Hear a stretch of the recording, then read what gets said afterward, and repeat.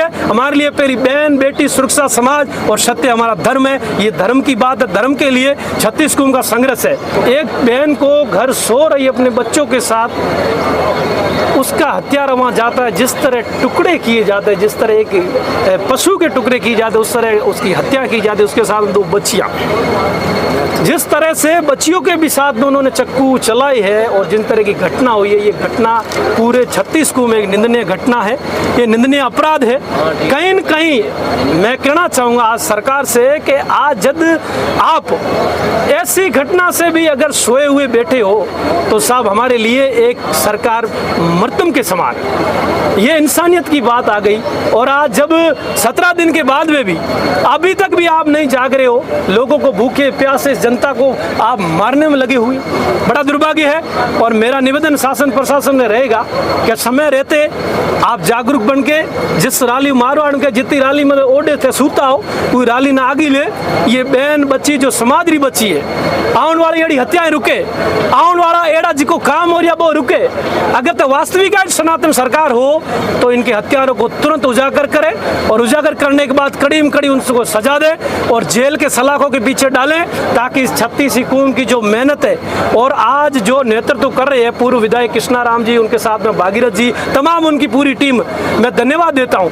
उसी के साथ में उन नारी शक्ति का भी मैं धन्यवाद देता हूं जो नारी शक्ति, मैं कहना चाहूंगा एक विश्नोई समाज वो रहा जिस विश्नोई समाज ने इससे एक हिंदुस्तान को एक पहचान दी।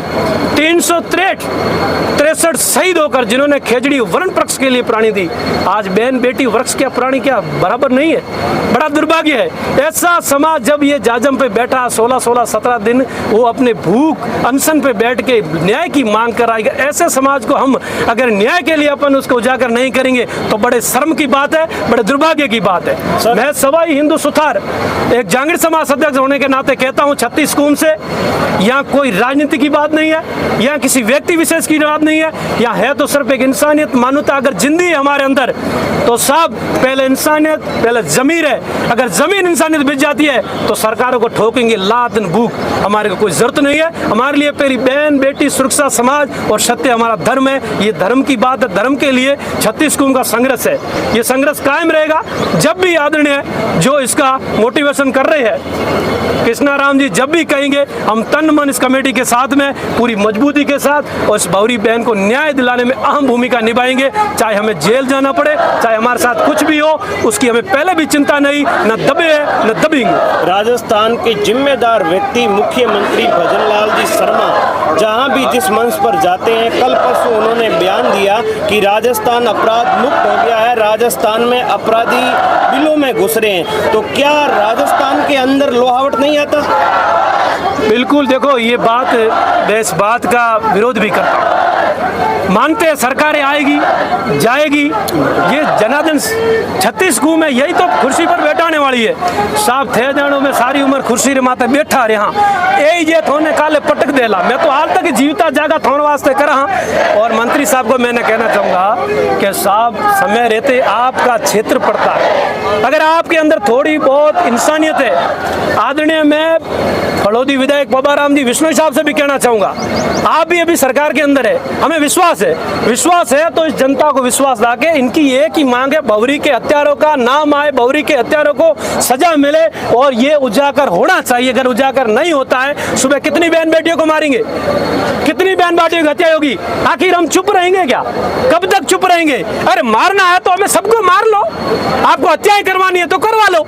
हम भी मानते हैं जिस सरकार से हम भी आते हैं, लेकिन सरकार इंसानियत से पहले सरकार नहीं होती है, इंसानियत होता है, मानवता होती है। मैं सरकार को संदेश देना चाहता हूं आदरणीय मंत्री महोदय और आदरणीय मुख्यमंत्री साहब से कि समय रहते अभी तक तो कुछ हुआ नहीं है, ऐसा कहीं ना हो जाए कहीं लाशें बिछा दे, उसका परिणाम पूरा सरकार के ऊपर जाए, अभी तक उससे बच जाओ। समय रहते शासन प्रशासन से भी मेरा निवेदन है, आपने हमेशा कानून की स्याही से कानून को बनाया है, तो समय रहते आप इसको उजागर करें, शांति प्रिय तरीके से भौरी को न्याय मिले और जो इनकी मांग है वो मांग को आप उजागर करें, यही उद्देश्य यही लक्ष्य हमारा जानने का। मेरा, जिस विधानसभा क्षेत्र के अंदर इतनी बड़ी घटना घट जाती है और वो विधायक उस विधानसभा क्षेत्र में जाता है और रसगुल्ला खाता है और फूलों से स्वागत करवाता है, ये कितनी दुर्भाग्य की बात है। साहब दुर्भाग्य है। देखो, कोई भी आज मंत्री पद पे है आप, तो आपका इंसानियत के नाते फर्ज बनता है कि 36 कुएं में जाना। अब वही रात मैं कहूँगा वोटों की, तो वोट साहब अलग चीज़ है, ये इंसानियत की जाजम है। आप यहाँ आते, इनको संवेदनशील बताते कि साहब ये बात है, हम आपका उजागर करेंगे। साहब ये राजनीति की बात है नहीं है, तो मैं राजनीति करूँ कैसे? ये तो इंसानियत की बात है, इसमें ना तो कोई मंत्री की बात है ना कोई विधायक की बात है। आज कुछ लोग कहेंगे राजनीति, साहब राजनीति कहाँ से आई?